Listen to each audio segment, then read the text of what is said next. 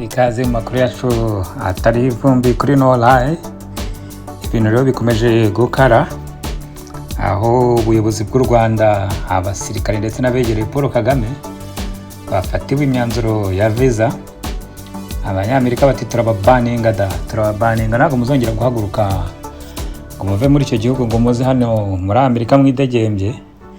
Ibya Rwanda Day n'ibindi ubwo byarangiriye aho muri Amerika. Kagame bamukomatanyirije ku buryo rwose abanyamerika na Secretary of State Mark Rubio batamworoheye. Uyu Mark Rubio twibutse ko bavuga ko rusobagira mu gufungurwa, abantu bararebye baravuga ati burya sha abanyamerika bamaze guhindura umurongo. Ubu rero Kagame nagakiri wa mwana ucira ngishikire ivomereye nawe.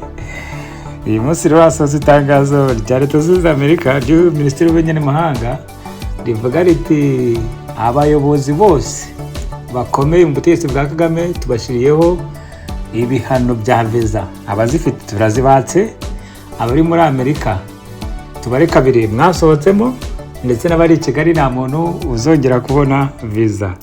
Deal finished. Ibintu byahise birangira gutyo. Ngayo nguko ibikomeje kuba mu Rwanda, kuko ntabwo byoroshye bije bikurikiramo ibihano n'ubundi Amerika yari yatanze by'ubukungu, aho yakomatanyirije RDF yose igisigaro cyose cy'igihugu, ku buryo RDF kongera kugura intwaro bizayigora. Gukora bwa bucuruzi bwayo aho yaheraga muri transport ikagenda ikagera no mu buhinzi ikiharira ibintu, ibyo nabyo ntabwo bizongera. Mu yandi magambo Kagame bamutangatanze rwose ameze nabi. Ikibazo giteye gite rero banyarwandakazi? Ikibazo kiri kuri Kagame ni iki: imyaka 30 irashize ingabo z'u Rwanda ziri muri Kongo kuva 1996 kugeza mu magingo aya. Raporo zirahari ko zakoze jenoside, zikora ibyaha by'intambara, yibasiye inyoko muntu, zifata ku ngufu abasivili. Ibyaha nta kangari n'umurundo wabyo, ku buryo umunsi biramutse bishizwe mu rukiko byarota jenoside yo muri 1994. Isi izumirwa, izatangara cyane, ku buryo itazumva uburyo abantu bakorewe jenoside bongera bagahindukira akaba ariho bayikorera ahandi, mbega ibintu bikamera nk'aho nta kintu bize. Ngayo nguko rero, kandi urukiko mpuzamahanga mpanabyaha, ikibazo Kagame ubwo yabwiraga amagambo mujye musengura mu nyandiko murebe mu mirongo murebe. Kagame yaravuze ati rero nk'abazungu mwe ntabwo ibyo munsi bashobora kubikora kuko ni urupfu, kandi ndamutse nguye ingabo muri Kongo nabyo ni urupfu. Umuntu ahitamo rero gupfa urupfu yahisemo. Mu yandi magambo Kagame ari hagati y'umupfu n'umupfumu. Kagomba guhitamo urupfu, kandi urupfu Kagame azahitamo ni urusanzwe, ni ugupfa arwana. Yarabyivugiye rwose ngo yigeze gutanga urugero rw'umukecuru ngo interahamwe zigiye kumwica, mwanya ziramubwira ngo tukwice uruhe rupfu. Umukecuru kugira asubiza acira mu maso. Kagame nawe niwe kubigenza, baramubwira ngo va muri Kongo, akohereza drone zigatera igisangane. Baramubwira ngo kuri ngabo muri Kongo, akajya gukomeza training za M23 n'iza RDF zose hamwe. Baramubwira ngo va muri Kongo, uruhande rumwe akavuga ati rwose tuzavayo mu itangazo rimwe, murindi ukajya kumva ntuhugire hatari mu Buhinde ati ntabwo tuzigera tuvayo, rega defense measures zahaguma. Murakina n'abanyamerika ntabwo muzamenye ikibakubise. Visa rero rwose ni ikintu gikaze, n'inkotanyi zikunda gutembera, zikunda kwiyemera no kwihagararaho. Ziba ziri kwitemberera amahanga, zigenda kuri visa za diplomatique, passport diplomatique. Ubu kabe diplomatique kabiki nta visa ya Amerika muzongera kubona. Ngayo guko.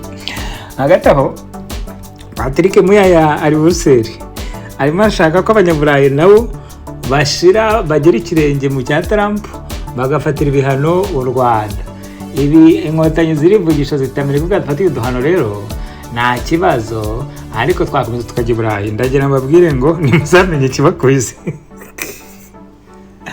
Ubu rwose banyarwandakazi, inkotanyi Burayi bugiye kubifatira ikibazo cya visa, kuzifatira imyanzuro ibihano bya visa n'ibihano by'ubukungu ku buryo zasigara ziri kwidegenya muri East Africa gusa, ariko naho ntabwo bazazorohera. Ikimbabaje n'abanyarwanda bo twese turabakunda, ariko inkotanyi zibakoresha nk'iturufu yo kwikingiramo kugira ibihano bitazigeraho. Niyo kibazo cyonyine gihari abanyarwandakazi rero. Ngayo rero hanyuma rero Perezida Paul Kagame yari mu maganya kuri uyu munsi, ibyo bise ngo ni dinner with diplomatic dinner. Uyu munsi yahuye n'ambasaderi bose bahagarariye ibihugu byabo mu Rwanda. Ku murongo w'ibyigwa byasaga naho Kagame ari kubabwira ati rero rwose ba diplomate, ikibazo dufite ni FDLR kandi mugomba kucyumva, kandi ntabwo twava muri Congo kidakemutse, defensive measures zaba zihari. Yewe FDLR ibyayo byarangiye kera. Kagame ntabwo ikibazo cya FDLR kiri ikibazo ushaka kubwira umuntu ngo akumve. Abantu bose barabimenye keretse abantu badafite ambasade mu Rwanda cyangwa se mu bye. Nayo bya FDLR abantu barabimenye ko ari urwitwazo ukoresha ujya kwiba Congo, ugateza akaduruvayo, mukica, mugasahura, mukiba, bamwe bagafata abandi ku ngufu, abagore n'abana ku ngufu, abantu bakishwa imyaka 30 irashize. FDLR ruvuga Congo yigeze kubaha go ahead muragenda mu Rwanda, nayo karayigira ati uwitwa uriya muri Vincent Karega ati rwose FDLR yararangiye nta kintu kirimo. Ariko buri gihe iyo mushaka kwiba murongera mukayagurutsa ngo uburenganzira bwawe habaje abanyamasisi n'abanyarucuru, kuko bo rwose bazitwa collateral damage.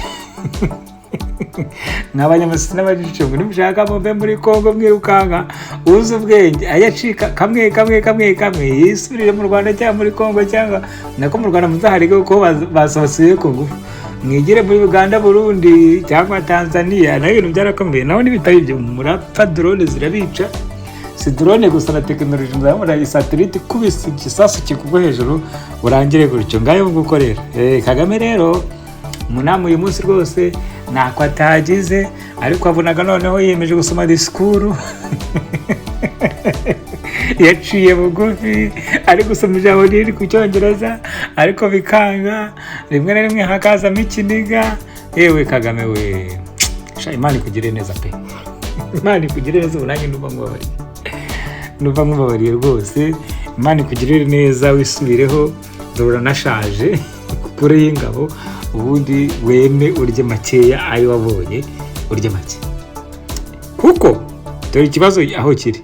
Nutabikora ugakomeza kurwana, urukiko mpuzamahanga mpanabyaha turujyaho, urashinjwa ibyaha bya jenoside byibasiye inyoko muntu, nuteze n'igihugu u Rwanda rumbere nka Iran, amahanga ruteranire aje kugukura ku butegetsi ku ngufu.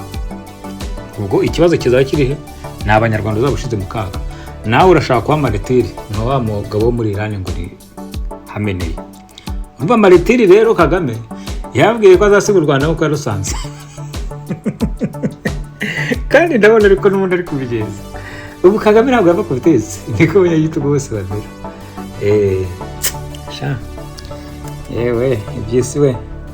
Nduhungire rero ko nagabwiye yarari mu Buhinde, ari kwigambagamba ngo yabihana ngo nta kintu byakora, ngo nta kintu bivuze, ngo ingamba zo kwizagamizaho, ariko sha utazi Amerika, utazi kimuhatse koko.